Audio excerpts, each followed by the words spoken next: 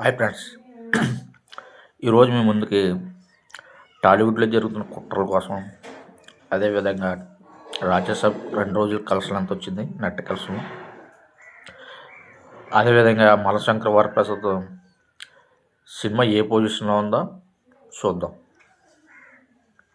ముందుగా రాజ్యసభ కలెక్షన్ వచ్చి చూద్దాం. రాజ్యసభ కలెక్షన్ అట్టర్ ఫ్లాప్ టాక్తో కూడా కలెక్షన్ చాలా బాగా వస్తుందండి. నిన్న దాదాపు 30 కోట్లు నెట్ వచ్చిందండి. చాలా బాగా వచ్చింది. మొత్తం వరల్డ్ వైడ్గా చూస్తే 90 కోట్లు పైగా నెట్ వచ్చింది 2 రోజులు. కానీ గ్రాస్ వచ్చి 140, 150 కోట్ల మధ్యలో గ్రాస్ ఖచ్చితంగా.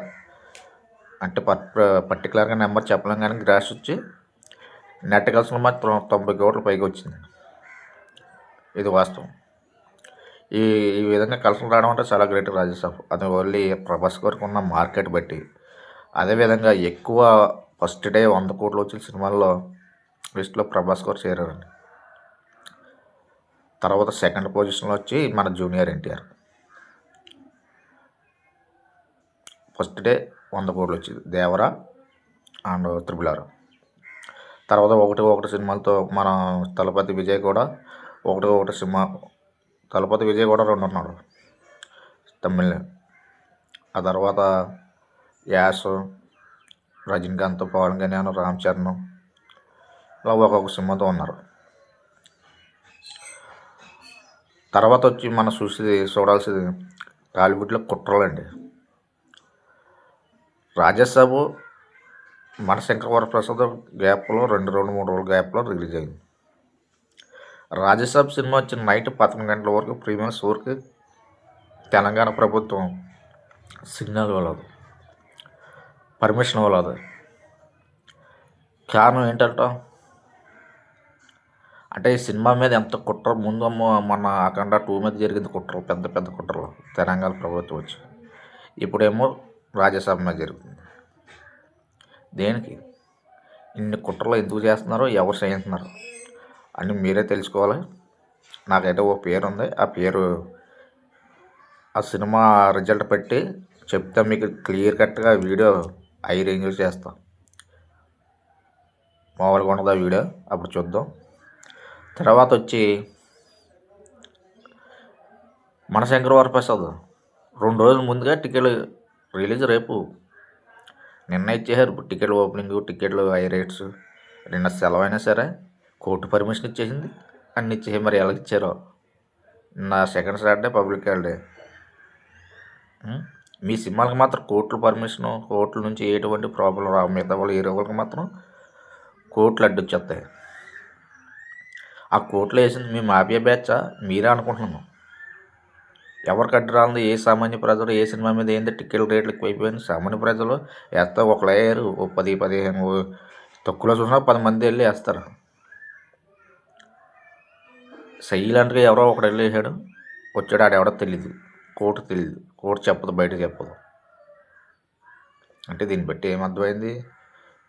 పెద్ద మనుషులుగా ఉన్న ముసుగు దొంగ, ఈ ముసుగు దొంగ ఇదంతా టాలీవుడ్ని నాశనం చేస్తున్నాడు. చూడండి, 2025లో ఒక్క పెద్ద సినిమా కూడా సరిగ్గా కరెక్ట్గా హిట్ అవ్వలేదు. సినిమాలు మాత్రం సూపర్ ఉన్నాయి. వార్ 2 కానీ, అఖండ 2 కానీ ఇలాంటి సినిమాలు ఎలా వార్ 2 సూపర్ సినిమా. ఎలా నెగిటివ్ టాక్ తెచ్చేసి చేశారు, మరి ఆ సినిమా నాశనం చేసి పడేశారు. పొలంలో మీకు నచ్చలేదు అనుకో, జనాలుగా నచ్చలేదని వదిలేశారు దాన్ని. ఇలాంటి కుట్రలు పొందాల్సిన అవసరం ఏమొచ్చింది మీకు?